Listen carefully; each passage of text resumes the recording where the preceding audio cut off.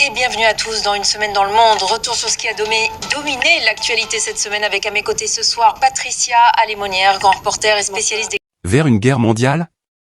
Le Moyen-Orient explose, le monde tremble. Chapitre 1. Imagine un instant. Une nuit sans lune. Des missiles traversent le ciel du Moyen-Orient. Des explosions secouent Téhéran. Beyrouth. Tel Aviv. Pendant ce temps, des navires pétroliers sont bloqués. Le pétrole flambe. Les marchés paniquent. Et au cœur de cette tempête, un point stratégique, vital pour le monde entier. Le détroit d'Ormuz. Aujourd'hui, il est quasiment paralysé.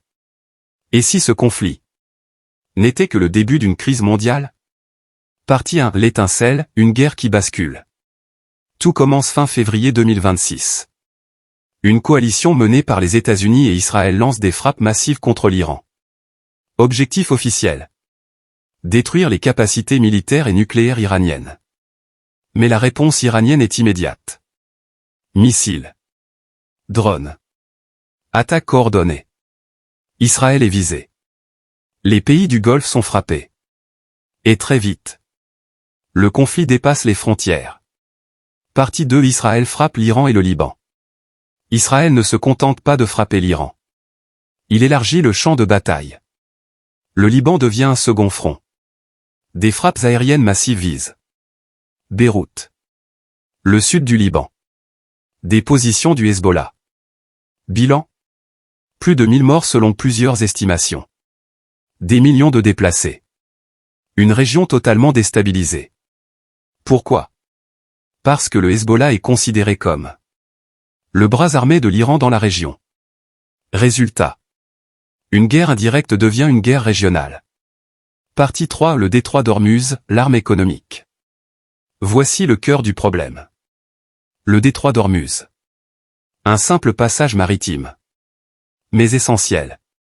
20% du pétrole mondial y transite. 1/5 du gaz mondial également. Et aujourd'hui, l'Iran affirme en avoir le contrôle. Des navires sont attaqués. Le trafic est quasiment paralysé. Certains parlent même de fermeture totale. Conséquence immédiate: le prix du pétrole explose. Les marchés mondiaux chutent. L'Europe craint des pénuries. Partie 4, une guerre qui s'étend. Ce conflit ne se limite plus à Israël et l'Iran. Les Houthis, Yémen, entrent dans la guerre. L'Arabie Saoudite est visée. Les Émirats aussi. Le Koweït est touché.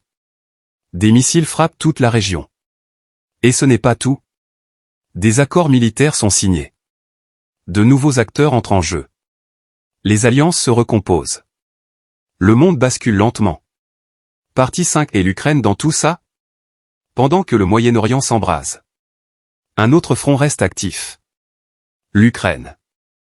Mais cette fois, il y a un lien. Selon plusieurs informations, l'Iran aurait ciblé des infrastructures liées à l'Ukraine. L'Ukraine coopère avec des pays du Golfe sur la défense anti-drone. Ce qui signifie une chose: les conflits se connectent. On n'est plus dans des guerres séparées, mais dans un système global de tension. Partie 6, le monde au bord du choc économique. Les conséquences sont déjà visibles. Bourse en chute. Inflation en hausse. Pétrole en explosion. Même les grandes puissances sont touchées. Les États-Unis. L'Europe. L'Asie. Un scénario inquiétant se dessine. Une crise énergétique mondiale. Une récession globale. Des tensions sociales. Partie 7, sommes-nous à l'aube d'une guerre mondiale? C'est la question que tout le monde se pose. Regardons les faits. Plusieurs fronts ouverts. Des grandes puissances impliquées. Des routes commerciales menacées. Une économie mondiale fragilisée. Et surtout, une escalade continue. Chaque attaque entraîne une riposte. Chaque riposte amplifie la crise. Alors, est-ce une guerre régionale? Ou le début d'un conflit mondial? Une chose est sûre. Le monde n'a jamais été aussi proche d'un basculement historique. Chapitre 2. Israël vs Iran, la guerre de l'ombre devient guerre totale. Dans la première partie, nous avons vu comment une série de frappes a transformé une tension en guerre ouverte. Mais maintenant, une question cruciale se pose. Comment Israël et l'Iran se font-ils réellement la guerre? Car derrière les explosions, il y a une stratégie. Froide. Calculée. Redoutable. Partie 8. Une guerre préparée depuis des années. Ce conflit n'est pas une surprise. Il est le résultat de décennies de tensions. D'un côté, Israël. Une puissance militaire ultra-technologique. De l'autre, l'Iran. Une puissance régionale, basée sur l'influence et les alliances. Pendant des années, ils ne se sont jamais affrontés directement. Mais ils se combattaient déjà. En Syrie. En Irak. Au Liban. Dans le cyberespace. Une guerre de l'ombre. Aujourd'hui, elle est devenue visible. Partie 9. La stratégie d'Israël. Israël ne cherche pas une guerre longue. Son objectif est clair. Neutraliser l'Iran rapidement. Pour cela, 3 axes majeurs. 1. Frappe chirurgicale. Israël cible. Les bases militaires iraniennes. Les centres de commandement. Les sites nucléaires. Objectif. Désorganiser totalement l'armée iranienne. 2. Supériorité aérienne. Israël possède l'un des systèmes aériens les plus avancés au monde. Drones de reconnaissance. Avions furtifs. Systèmes antimissiles. Résultat. Une capacité de frappe rapide et précise. 3. Guerre technologique. Israël utilise aussi cyberattaque. Brouillage des communications. Surveillance satellite. Objectif. Aveugler l'ennemi. Partie 10. La stratégie de l'Iran. L'Iran, lui, joue un jeu différent. Il sait qu'il ne peut pas battre Israël dans une guerre directe classique. Alors il mise sur la guerre asymétrique. 1. Les missiles massifs. L'Iran possède des milliers de missiles balistiques. Des drones explosifs. Objectif. Saturer les défenses israéliennes. Même si 90% sont interceptés. Les 10% restants font des dégâts énormes. 2. Les alliés régionaux. C'est la grande force de l'Iran. Le Hezbollah au Liban. Les Houthis au Yémen. Des milices en Irak et Syrie. Résultat. Israël est attaqué sur plusieurs fronts. 3. L'arme économique, Hormuz. On en a parlé. Mais c'est central. L'Iran peut bloquer le pétrole mondial. C'est une pression énorme sur l'Europe. Les États-Unis. L'Asie. Partie 11. Le Liban, le front qui peut tout faire basculer. Le Liban est aujourd'hui le point le plus dangereux. Pourquoi? Parce que le Hezbollah est extrêmement puissant. On parle de plus de 100 000 missiles. Une armée quasi organisée. Une expérience du combat contre Israël. Si une guerre totale éclate là-bas, Israël sera sous pression maximale. Partie 12. Risque d'escalade nucléaire? C'est le scénario le plus inquiétant. L'Iran est soupçonné de vouloir l'arme nucléaire. Israël est déjà considéré comme puissance nucléaire. Si le conflit continue d'escalader, le risque augmente. Même sans utilisation réelle, la simple menace suffit à faire trembler le monde. Partie 13. Les grandes puissances entrent en jeu. Ce conflit n'est plus local. Les grandes puissances surveillent et agissent. Les États-Unis.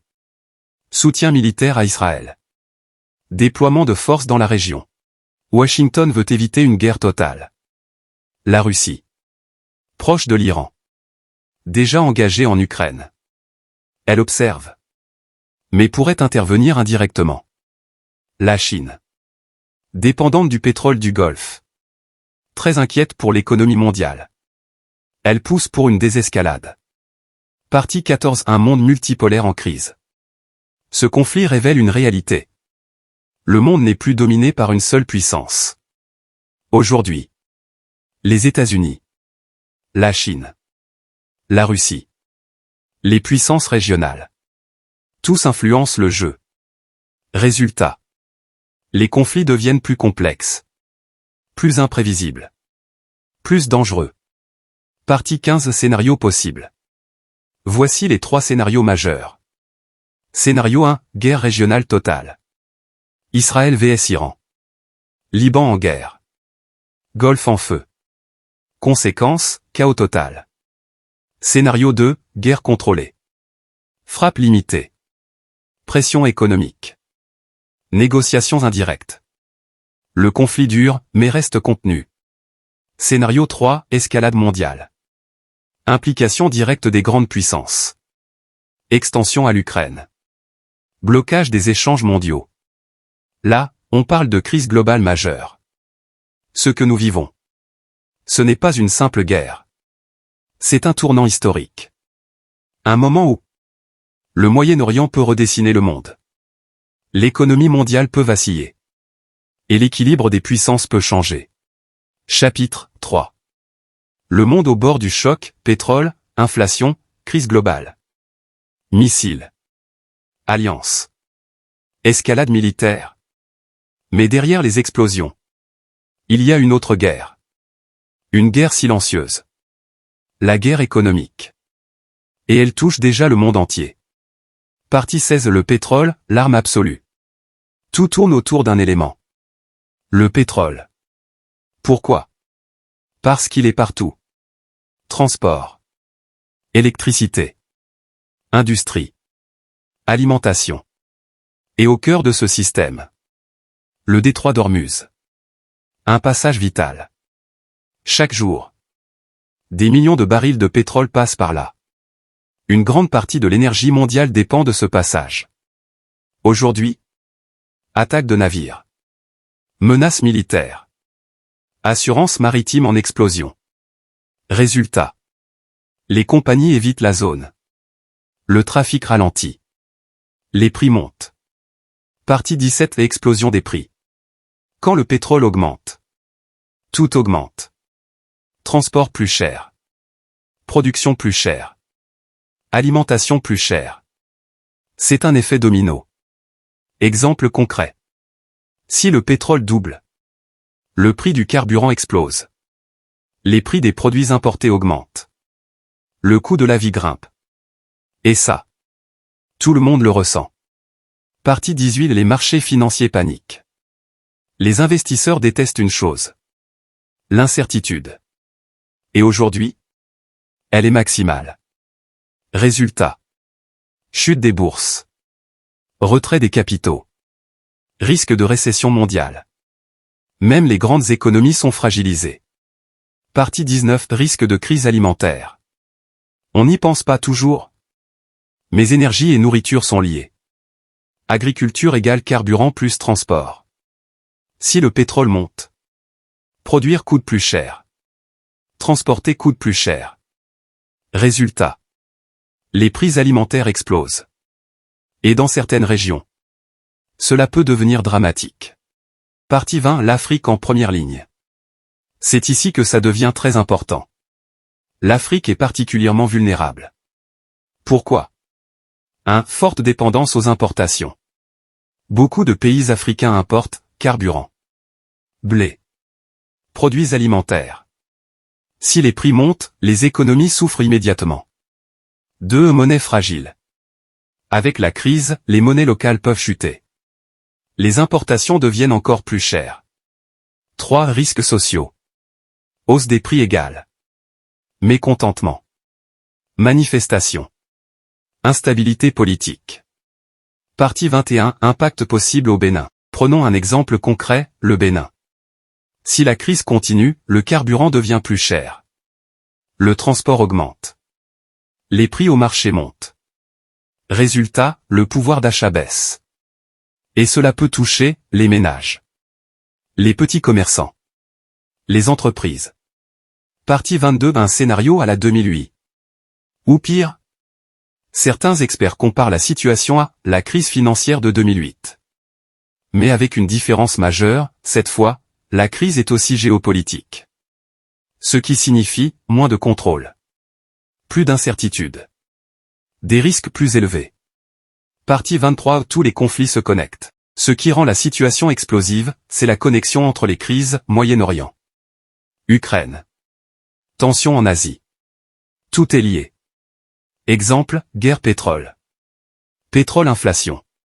Inflation tension sociale. Tensions instabilité politique. Cercle dangereux. Partie 24 qui profite de la crise. Même dans le chaos, certains gagnent. Pays producteurs. Exportateurs de pétrole. Revenus en hausse. Industrie militaire. Vente d'armes. Explosion des budgets défense. Investisseurs stratégiques. Spéculation sur les marchés. Opportunité dans la crise.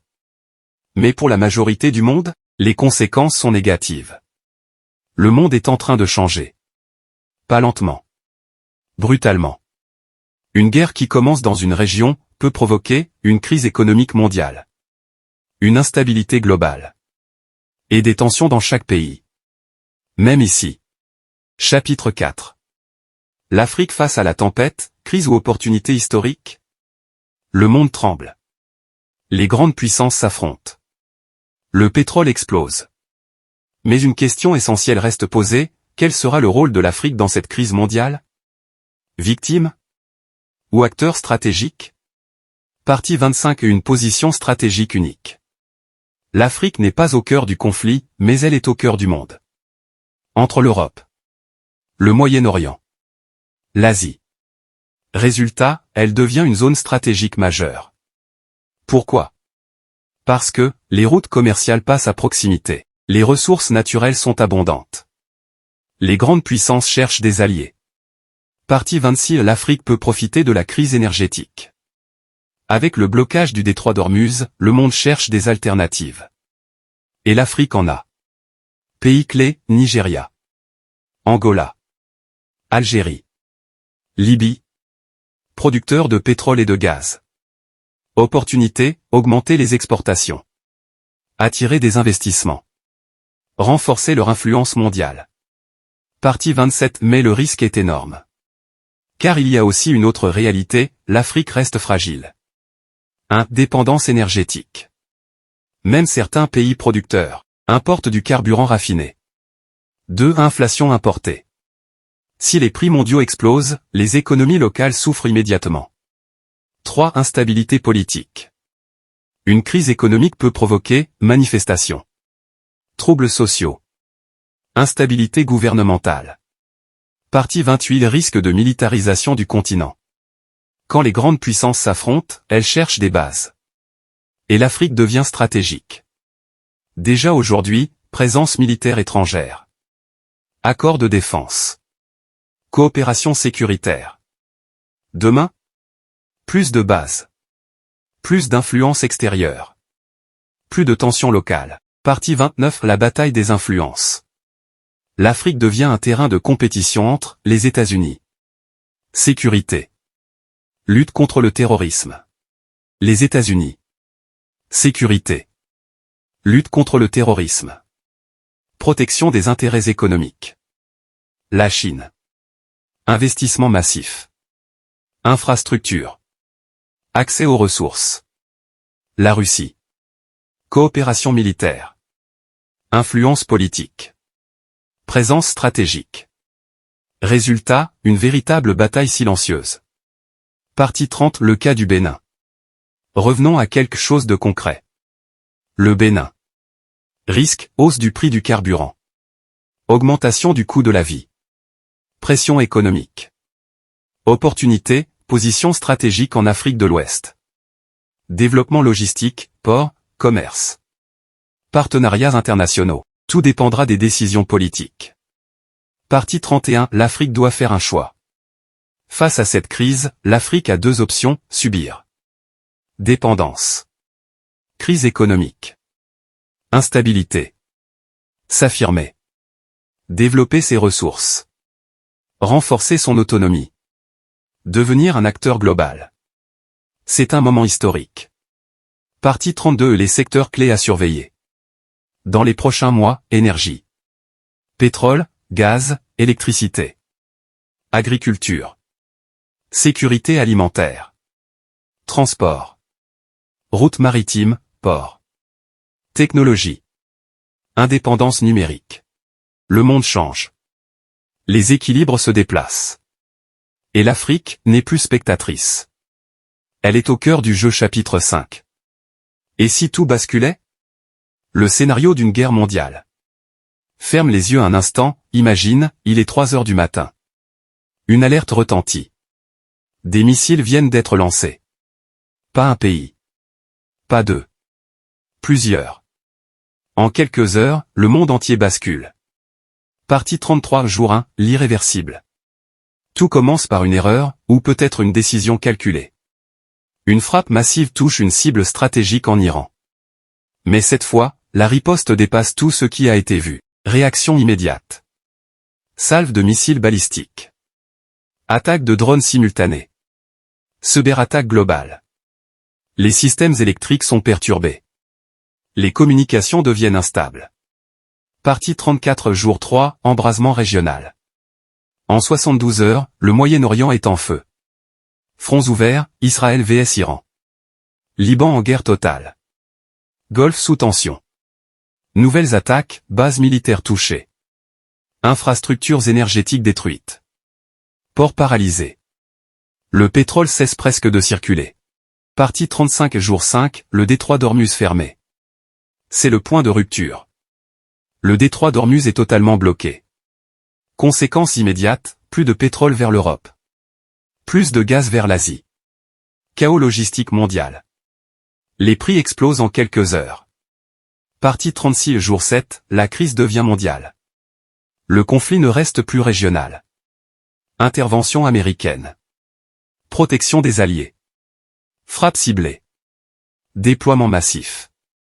Réaction russe. Soutien indirect à l'Iran. Pression en Europe de l'Est. Position chinoise. Mobilisation économique. Protection des routes commerciales. Le monde se divise en blocs. Partie 37 jour 10, extension à l'Ukraine. Pendant que le Moyen-Orient brûle, l'Ukraine devient un second point chaud. Ce qui change, intensification des combats. Nouvelles armes utilisées. Pression accrue sur l'Europe. 2 grandes zones de guerre actives. Partie 38 jour 15, cyberguerre mondiale. Les armes changent. Attaques massives, réseaux bancaires. Centrales électriques. Systèmes gouvernementaux. Internet devient instable. Les transactions financières sont bloquées. Résultat, panique mondiale. Partie 39 jour 20, effondrement économique. En moins de 3 semaines, ce qui se passe, bourse fermée. Banques sous pression. Monnaies instables. Dans la vie réelle, pénurie. Inflation extrême. Chômage massif. Le système mondial vacille.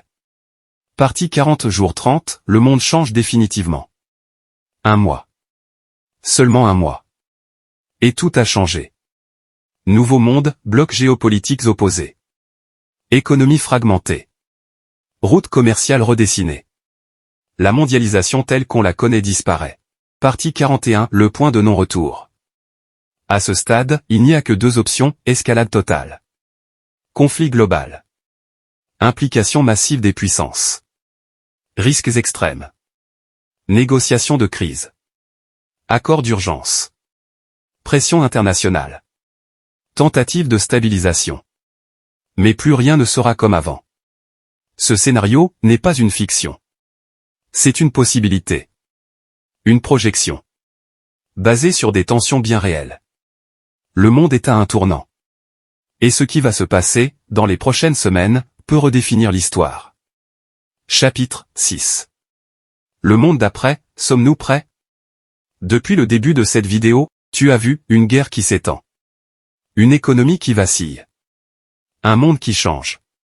Mais maintenant, la vraie question n'est plus « que se passe-t-il ?» La vraie question est « que va-t-il nous arriver ?» Partie 42. Un monde qui ne sera plus jamais le même. Peu importe ce qui se passera ensuite, une chose est certaine, le monde d'avant est terminé. Pourquoi? Parce que, les tensions sont trop fortes. Les équilibres sont brisés. La confiance entre puissances est détruite. Même si la guerre s'arrête demain, ses conséquences resteront pendant des années.